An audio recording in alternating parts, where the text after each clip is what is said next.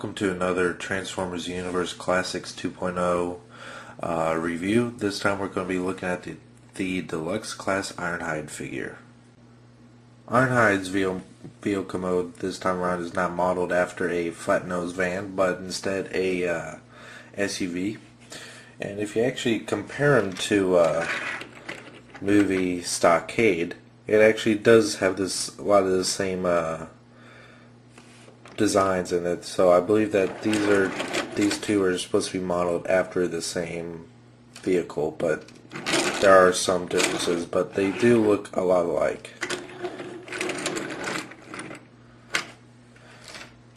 As with Ironhide should be, it is mainly red, but as you can see, if you look on the sides,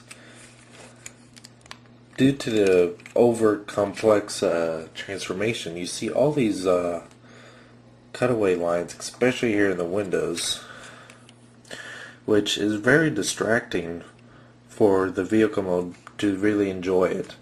And one thing I have a hard time doing is getting the windshield and this middle section down all the way so it's flush with the hood. I can do it. This is for this time transforming back into vehicle mode, it just wouldn't cooperate.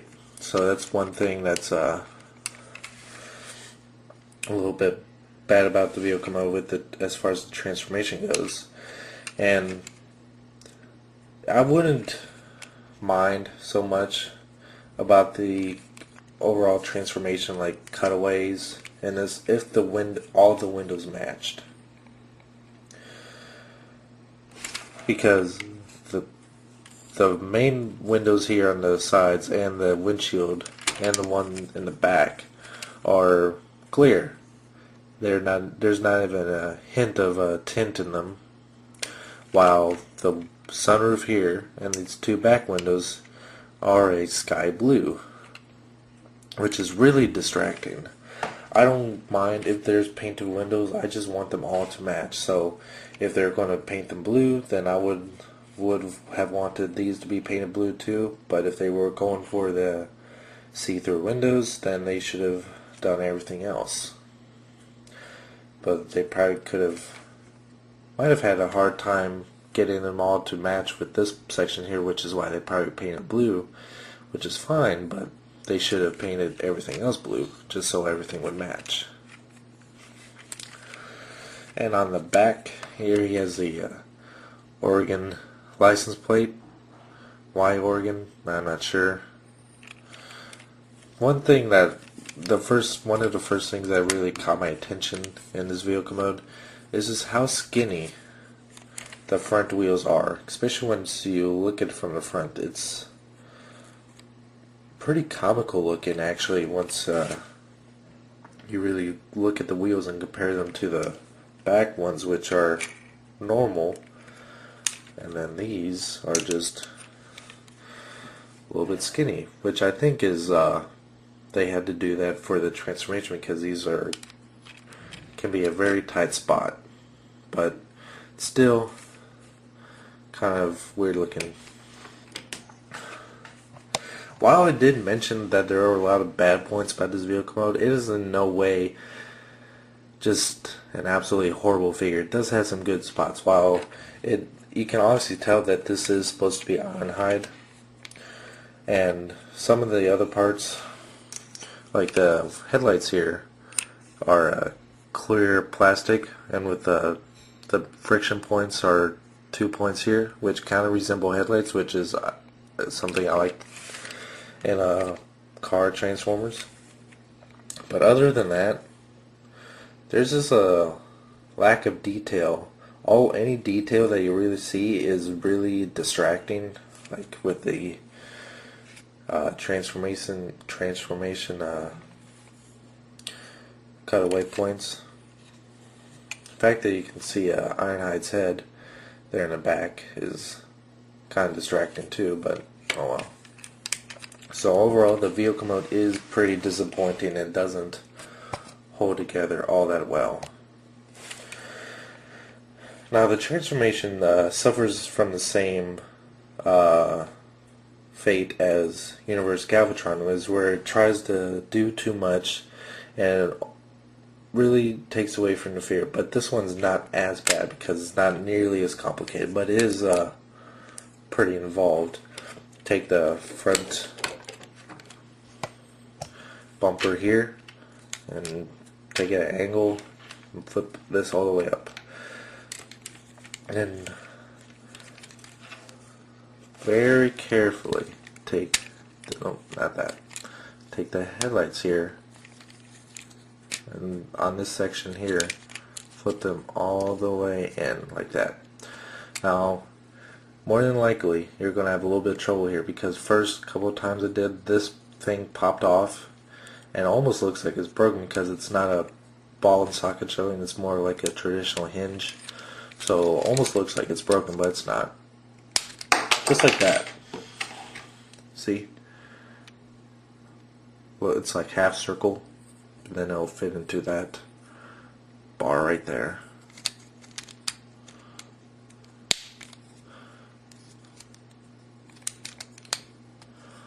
Okay. And in there. There we go. Then take the front, this whole section here, and rotate it underneath the vehicle out, and these will obviously become the legs. And we'll just go ahead and finish off the legs by taking this section here, folding as far as it'll go, and then that will go out as well, forming the feet, and then folding this front section here and up into the leg, and that's that there. And go ahead and take out the weapon here, which is stored underneath the cab or underneath the wagon section of the vehicle. Take the side windshields here, rotate them up,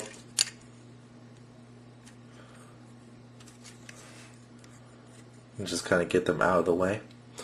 And then take the side back wheels here and flip them all the way up. There you go. Then we can start to rotate this down, which I believe is why they oh wait, never mind. Those are the wrong wheels. Never mind. I'm not sure why they gave them thin wheels there. I was thinking backwards. Oh well. Rotate this all the way down, and then push back the rear bumper, and that will slide up some robotics or robotic engineering, and with the Autobot symbol there.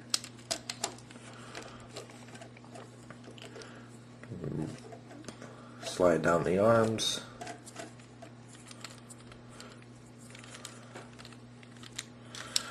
And rotate the forearm around, and there you have it. Ironhide in robot mode. Now, this is a lot better looking in robot mode than he is in vehicle mode, just because you can obviously tell. Hold on, I actually forgot one part. This waist section rotates up into the torso here, and then you can rotate the legs down. Got a little bit ahead of myself, sorry. There, now he's done in robot mode.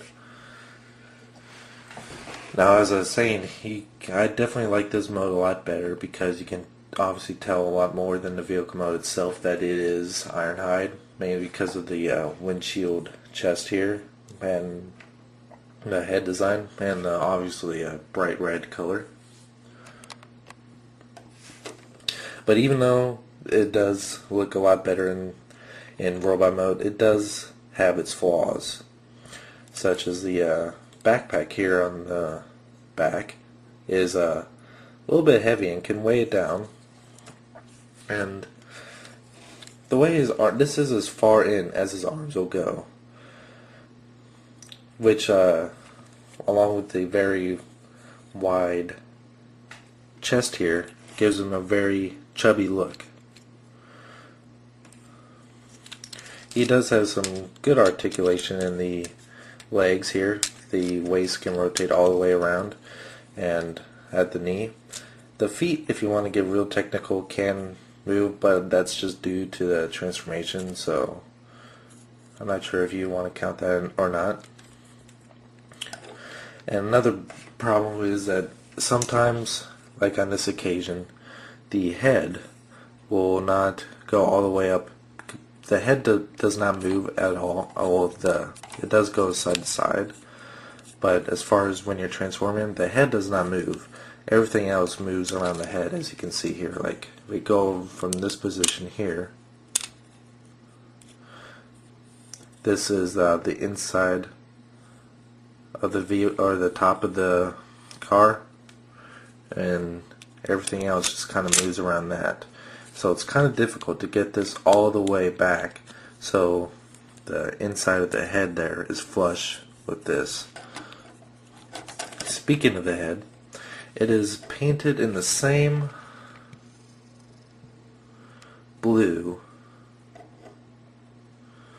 as the rest of the windshields of the figure, which is mildly inaccurate, but not too much of a drawback because you really don't see too much of the face.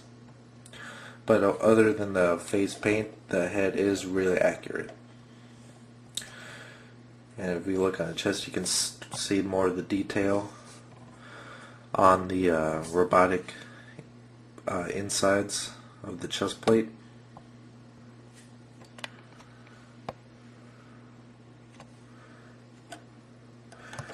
The lower legs lack a lot of detail, and it's really the weakest point of the robot mode. Not much else to the back except for the massive backpack, and you can see the windows on the sides there, on the back of the arms that were on the side of the vehicle.